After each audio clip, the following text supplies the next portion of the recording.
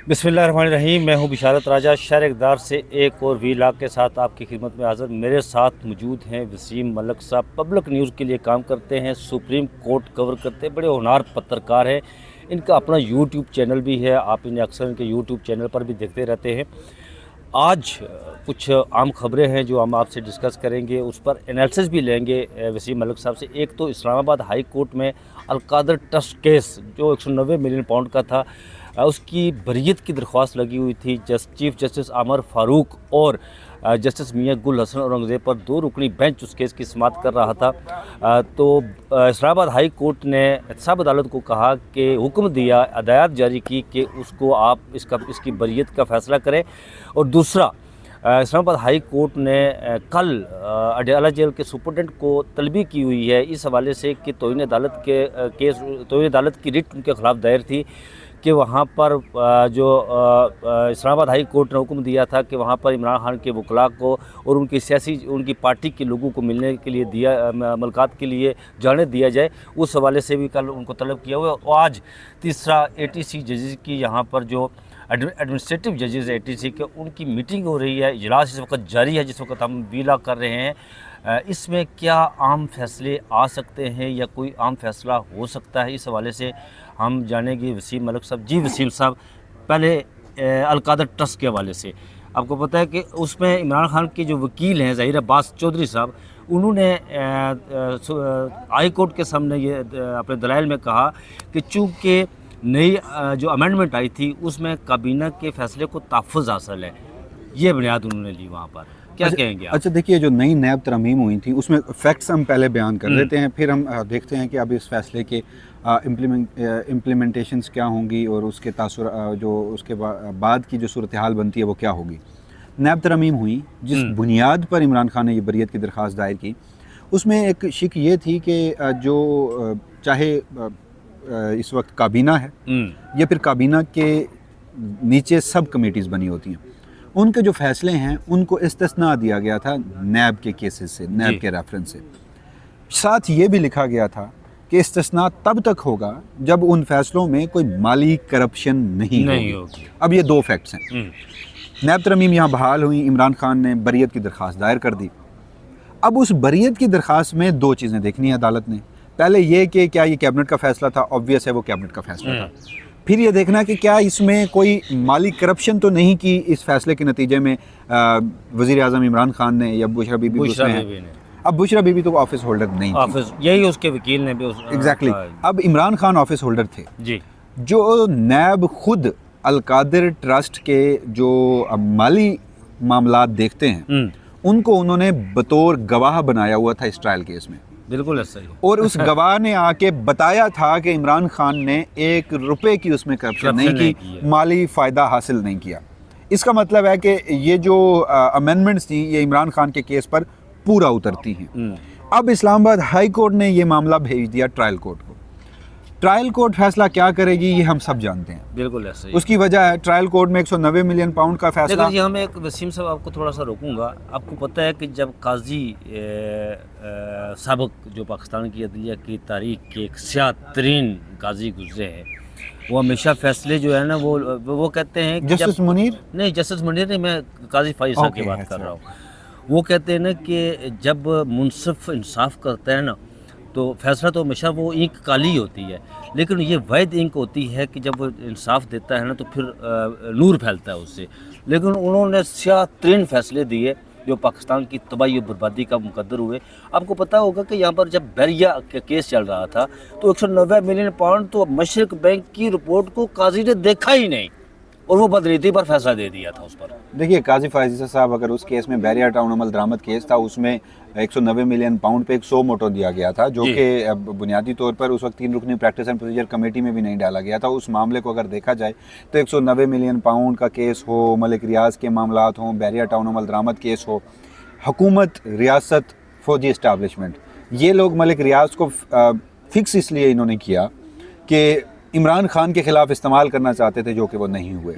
काजी फैज़ साहब आपको पता है कि रियासती मामलात में ऑन बोर्ड थे। इमरान खान के हवाले से तो जो रियासत चाहती भी नहीं थी, काजी फैज़ साहब देने को तैयार थे। बिल्कुल ऐसा ही। उनका अपने ज़ाती बुग़्ज़, कीना, अनाद, दुश्मनी, वो इस कदर अंधे हो चुके थे कि उन्होंने आईन और कानून को, खैर अब वो काम की आग में मेरी राज साहब हमारी कोशिश होती है कि एक शख्स जो है ना, जब वो इक़्तिदार में बैठा है, वो फिरौन बना हुआ है, हम बात भी करते हैं डंके की चोट पर करते हैं जी, ऐसा ही। लेकिन the moment he is nobody, वो रिटायर हो गया, फिर मेरी कोशिश होती है कि यार बात ना करें बेहतर है। लेकिन बदकिस्मती है कि जब भी हम बात करते हैं तो उनके जो कारनामे हैं वो आते हैं साथ में।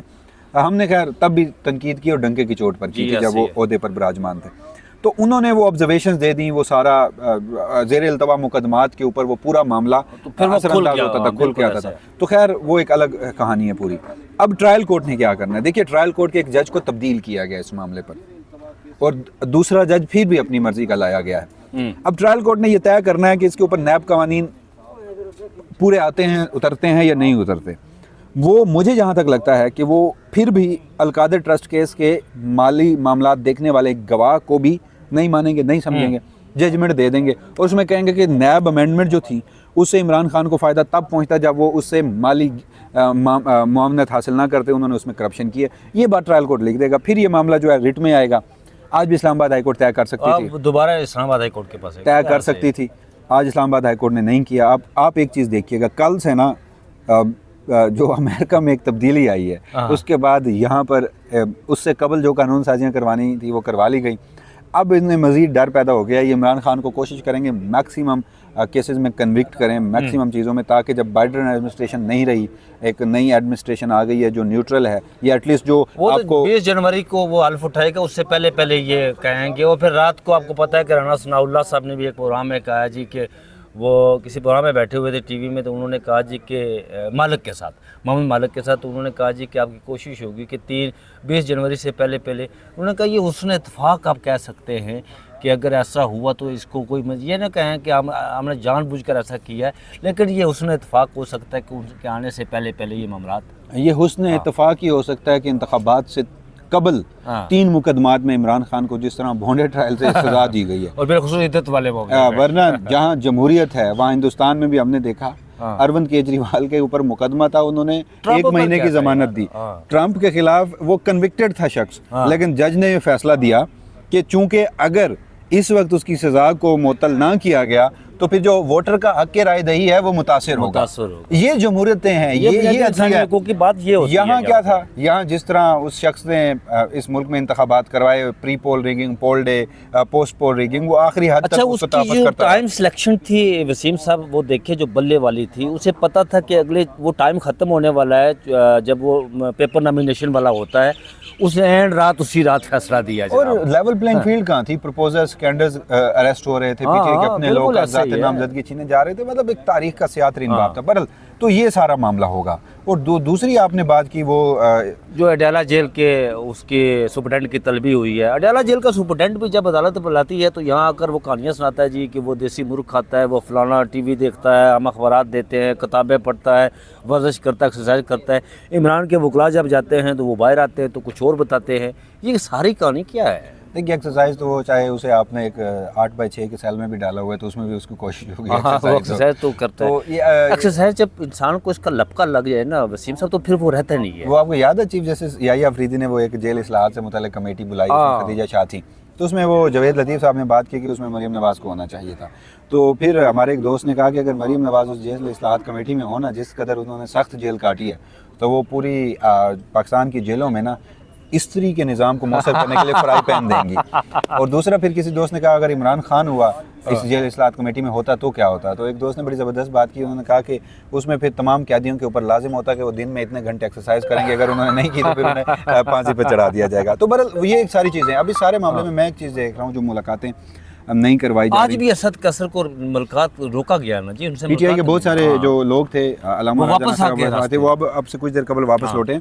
मुझे जहाँ तक वजह इसकी लगती है ना, पसे पर्दा एक चीज़ हो रही है, वो मौलाना फजल रहमान, इमरान खान अचकजई और अख्तर मेंगल, ये इनके दरमियान एक इत्तेहाद बनने जा रहा है और उस हवाले से पीटीआई की जो बार की क़यादत है उसने मौलाना को ऑन बोर्ड लिया हुआ है। मुमकिन तौर पर मौलाना 10 रोज़ के इस उनके जो बैरून मुल्क दौरा है उससे वापस आएँ तो शायद ये तीनों रहनुमा जो हैं इमरान खान से अडयाला जेल में मुलाकात भी करने जाएँ। बिलावल की एंट्री भी हो सकती है कि वो इमरान खान के ऊपर मशरूत है कि अगर इमरान खान हम ही भरेंगे तो एक तो ये मुलाकात हो सकती है और दूसरा मीनवाइल मौलाना की गैर मौजूदगी में जो ये सारे मामला देखेंगे वो सेनेटर कमरान मुर्तज़ा होंगे इत्तलात के मुताबिक। तो सेनेटर कमरान मुर्तज़ा और पाकिस्तान तहरीक इंसाफ बहुत सारी चीज़ों पर उनका इत्तेफाक है। अच्छा, अब इस सारे मामले में दो चीज़ें हुई हैं, या तो इस मकसद के लिए अब फिर मुलाकातों से रोका जा रहा है और दूसरा एक जो बहुत बड़ी तब्दीली हुई थी ना वो तब्दीली आपके मुल्क के DGISI की थी। अब उस तब्दीली के बाद देखें कि इमरान खान की जो कम्युनिकेशन लाइन थी, इमरान खान के जो बयानात थे, बाकी जो चीज़ें थी वो मुकम्मल तौर पर वो लाइन कट गई थी।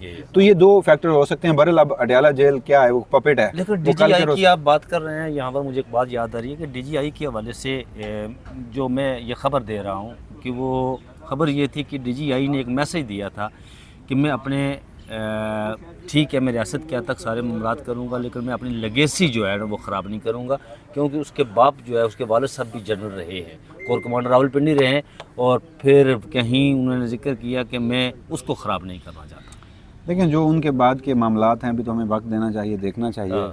मुमकिन है कि वो बिल्कुल दुरुस्त कह रहे हों, लेकिन वहीं पर वो एक जो सबसे पहला इकदाम जो मुझे समझ आया है ना वो इमरान खान की जो कम्युनिकेशन लाइन थी ना अपने वर्कर्स के साथ, यहाँ से मामलात दूसरी तरफ शिफ्ट हो गए। आपको पता है कि जनरल कियानी भी रिलाय करता था MI पे, जनरल मुशर्रफ भी और जनरल बाजवा भी। अब वो मामलात उधर चले गए DGI के इस बयान के बाद। अच्छा, मुमकिन है ये भी हो सकता है। ये खैर फोर्सेस के अंदरूनी उनकी जो वर्किंग है उस पर मुझे ज़्यादा ग्रिप नहीं है, ना ही मालूमात हैं, तो उस पर कमेंट मैं इसलिए नहीं करूँगा। लेकिन ये मुझे लगा कि ये एक था कि एक नई तब्दीली हुई तो उसके बाद जो कम्युनिकेशन लाइन थी वो मुकम्मल तौर पर ड्रॉप हो गई। अब उसमें किया धरा किसका है इस हवाले से कोई प्रेमा फिशाई तो हम बात कर सकते हैं, अडयाला जेल के सुप्रीडेंट वही करेंगे तो अडयाला जो उन्हें बताया जाएगा। लेकिन कल के रोज़ वो आते हैं तो अदालत के सामने क्या प्ली रखते हैं। इस्लामाबाद हाई कोर्ट जो है वो किसी न किसी हद तक इस मुलाकात को करवाने में कामयाब हो जाएगी, क्योंकि आपको याद होगा कि एक रोज़ तो ये वीडियो लिंक के जरिए भी मुलाकात की इजाज़त नहीं दे रहे थे, तो फिर जज साहब की जाने से कहा गया कि 3 बजे पेश करो इसमें, और फिर PTI के वही लोग बताते हैं कि अडयाला जेल इंतजामिया हमारी मिन्नत कर रही थी कि खुदा के वास्ते आ जाओ यार मुलाकात कर जाओ। तो ये अब कल का रोज़ है जो देखना है। लेकिन जो तीसरी आपकी बात थी वो मेरे ख्याल में सबसे अहम है, जो यहाँ मीटिंग हो रही है, जो इंसदाद दहशतगर्दी अदालत के इंतजामी जजेस जो हैं उसमें उन्हें कारकर्दगी रिपोर्ट के साथ तलब किया गया। मैं उसमें क्विकली क्योंकि वक्त हो गया है तो मैं आपको वो बता देता हूँ जो मेरा इस सारे मामले में टेक है। अगर इंतज़ामी जजेस के मामले में जब ये मुलाकात चल रही है, जब हम वीडियो रिकॉर्ड कर रहे हैं, क्योंकि इस वक्त 4:22 है, मुमकिन है आपकी वीडियो जो है कोई नाज़रीन लेट देखें तो उन्हें हम ये बता दें कि 4:22 सुप्रीम कोर्ट ऑफ पाकिस्तान में हम मौजूद हैं और ये मुलाकात चल रही है। और ये मुलाकात ख़त्म हो, प्रेस रिलीज़ के सामने क्या आता है, एक्चुअल अंदर क्या आता है, वो दो एक अलग खबरें होंगी। तो सारे मामले में जहाँ इंसदाद दहशतगर्दी अदालतों की बात आती है तो वो फिर बरह रास्त जुड़ी है 9 और 10 मई। और जब 9 और 10 मई की बात आती है तो उसमें इमरान खान हो, बुशरा बीबी हों, पाकिस्तान तहरीक इंसाफ के बड़े रहनुमा हों, या फिर उनमें पाकिस्तान तहरीक इंसाफ के आम वर्कर हों, ये उनके इर्द गिर्द घूमती है। बिल्कुल। और फिर जिस तरह इंसदाद दहशतगर्दी अदालत में पाकिस्तान में इंसदाद दहशतगर्दी कानून का मजाक बनाया गया है, यानी आप पुलिस वाले के ऊपर शाउट करेंगे तो आपके ऊपर 780 लग जाएगी। बिल्कुल ऐसा ही। आप अपने एहतजाज का जो एक आईनी हक का इस्तेमाल करेंगे। नई तरमीम भी आ गई है ना कि किसी को भी पकड़ वो तो खैर इंतहाई खौफनाक तरमीम है, वो तो सिविल मार्शल है, उसके अलावा तो कुछ नहीं है। अच्छा मलिक साहब, ये ऐसा हो सकता है, मुझे ये बताएं कि ये जो मीटिंग है कहीं मिलिट्री कोर्ट की यहाँ पर बात हो रही है, वो यही कहा जा रहा था कि ये जो ATC की अदालतें ये जल्द फैसले नहीं करती, इसे मिलिट्री कोर्ट बनाई जाए। कहीं ये तो मैसेज नहीं दिया जा रहा कि भाई ये हम इनको फाल कर रहे हैं और मिलिट्री कोर्ट की जरूरत नहीं है इस मुल्क में? देखिए, इंतहाई भोंडा आर्गूमेंट है, हाँ, इंतहाई बकवास आर्गूमेंट है ये कि ATC की अदालतें जो हैं वो फैसला नहीं करती। आप ATC की अदालतों में फैसला तो तब करवाएंगे ना जब आप बाकायदा चलान पेश करेंगे, जब आपकी प्रोसिक्यूशन होगी। ये इधर रावलपिंडी का एक केस था, 9 मई में 60 दिनों में फैसले करने होते हैं, 450 से ज़ायद दिन हो गए हैं, बेशतर मुकदमा तो लगाए नहीं गए। यार आपको याद होगा ये 1 साल, तकरीबन 1 साल, ये जैसे मलिक शहजाद अहमद खान लाहौर हाई कोर्ट के एक पावरफुल जुडिशल एडमिनिस्ट्रेटर आए तो उन्होंने हुकूमत वक्त से लड़ के वो जो एक इंडिपेंडेंट जजेस थे उन्हें ATC सरगोदा वाले जज की मिसाल देता हूँ, उन्हें लगवाया। 1 साल के बाद जमानतों के केस लगे 9 मई के मियाँ वाली के केसेस में, और फिर बरियत हुई। उनके जो जज अब्बास के 2 फैसले हैं वो पढ़ने से ताल्लुक़ रखते हैं कि वो पूरा ही 9 और 10 मई का बयानिया जबरदस्त कर रहे हैं। पिंडी वाले जज का भी ऐसा ही एग्जैक्टली था। अब उसमें देखें, प्रोसिक्यूशन जब चालान ही पेश नहीं करेगी, जब उसमें ट्रायल ही नहीं होगा, तो उसमें एटीसी के जज घर से बैठ के फैसले ऐसा ही लिखेंगे। ये हमजा कैंप केस 5 मुलजमान का यार, सुप्रीम कोर्ट में आया, उसमें तो एक बेचारा वो उस सीए चार्टर्ड अकाउंटेंट लड़का बेचारा वजह क्या थी मैं आपको बताता हूँ। पूरी आपकी रियासत के पास ये हमें आके प्रेस कॉन्फ्रेंस में ये बताया जाता है कि इररिफ्यूटेबल एविडेंसेस हैं। जी, जो 9 मई था वो मुल्क दुश्मनी था, हाँ। वो गद्दारी था। उसी केस में जैसा जमाल मंदोखेल ने कहा था कि हम किसी हवलदार के कहने पर साबित की मैं आपको बताता हूँ नहीं कह सकते, और वो कह रहे हैं कि दारों में बगावत था लेकिन इनके पास 780 ये साबित करने के सबूत नहीं है, सिवाय जियो फेंसिंग के। हाँ। पूरी रियासत के पास कोई सबूत नहीं है। वो अजीबोगरीब किस्म के सबूत है ना। कमजा कैंप का केस था तो उनके पास जो गवाह था वो लाहौर का वो पुलिस हवलदार, और वो भी कहीं वो फिर रहा था इधर ये मोटरवे M2 पे किसी रेस्ट एरिया पे वहाँ इमरान खान जो है, हाँ वहाँ इमरान खान जो है वो अपने पार्टी रहनुमाओं को हिदायत दे रहा था, और उस फिर वो पुलिस एहलकार ने पूछ लिया। ये इमरान खान के 12 मुकदमात हैं 9 मई के लाहौर में, जिनके ऊपर अभी जमानत हुई है, अभी बरियत नहीं हुई, चंद केसेस हैं जिन पर जमानत भी होनी है। लाहौर हाई कोर्ट का डिवीजन बेंच बैठा है, वो बार बार पूछता रहा है कि कोई मजीद सबूत है दो, मजीद सबूत है दो, मजीद सबूत है दो, नहीं दिया गया। अल्टीमेटली जजमेंट आ गया।